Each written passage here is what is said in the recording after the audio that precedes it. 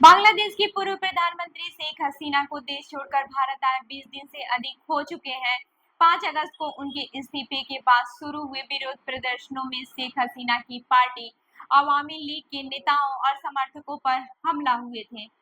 इसके साथ ही अल्पसंख्यकों पर भी हमले की खबर सामने आई है, लेकिन बांग्लादेश की वर्तमान सरकार आश्वस्त कर रही है कि अल्पसंख्यकों के साथ भेदभाव नहीं होगा। बांग्लादेश की अंतरिम सरकार के मुखिया प्रोफेसर मोहम्मद यूनिस ने राष्ट्र को दिए संदेश में अल्पसंख्यकों की सुरक्षा का आश्वासन दिया है। रविवार को उन्होंने अपने संबोधन में नए बांग्लादेश की बात की और कहा, अलग धर्म या अलग राजनीतिक विचार रखने की वजह से हम किसी के साथ भेदभाव नहीं करेंगे। हम देश के हर सदस्य को एक परिवार में शामिल करना चाहते हैं।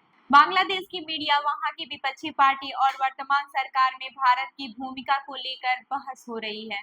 वहां के मीडिया में भारत की भूमिका की तीखी आलोचना हो रही है, तो मुख्य विपक्षी बांग्लादेश नेशनलिस्ट पार्टी शेख हसीना की सरकार में भारत के साथ हुए समझौतों को रद्द करने की मांग कर रही है।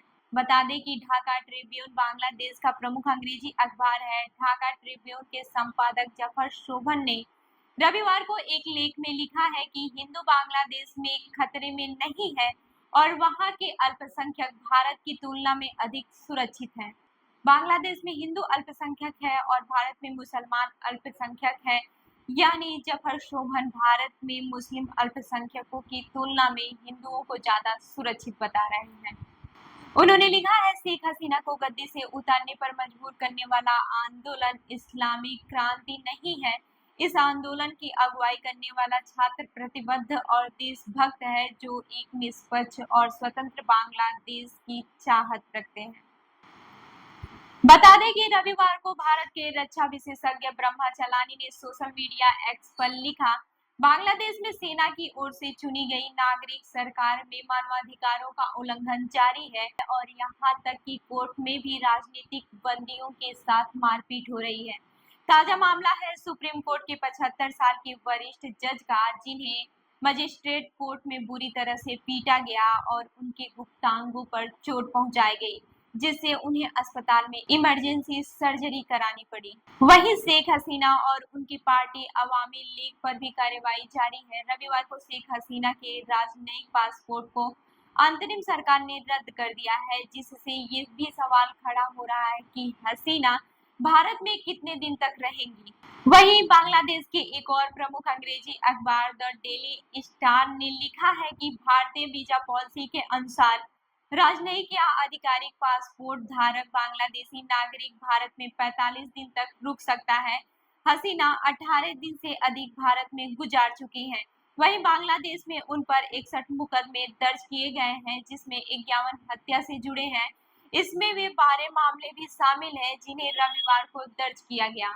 आपको बता दें कि इसी बीच बांग्लादेश में भारत की नीतियों की भी आलोचना हो रही है। विपक्षी बांग्लादेश नेशनलिस्ट पार्टी के नेता अमीर खसरू महमूद चौधरी ने अंग्रेजी अखबार द हिंदू को दिए इंटरव्यू में कहा है कि बांग्लादेश को लेकर भारत की आधिकारिक नीति पूरी तरह से विफल रही, क्योंकि उस पर एक इकोसिस्टम का दबदबा था, जिसमें ताकतवर अधिकारी, रिटायर्ड राजनयिक, विचारक और पत्रकार भी शामिल थे। इन्होंने जमीन पर राजनीतिक नब्ज देखे बिना सुरक्षा को प्राथमिकता दी।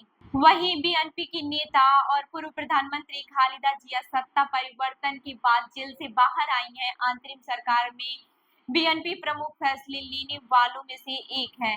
कई लोग खालिदा जिया को भारत विरोधी के रूप में पेश कर रहे हैं। अमीर खसरू ने भारत से आग्रह किया है कि वह बांग्लादेश में इस समय चल रही जनता की भावनाओं का सम्मान करे। उधर शेख हसीना सरकार के दौरान भारत के साथ हुए समझौतों पर भी बांग्लादेश में सवाल उठ रहे हैं।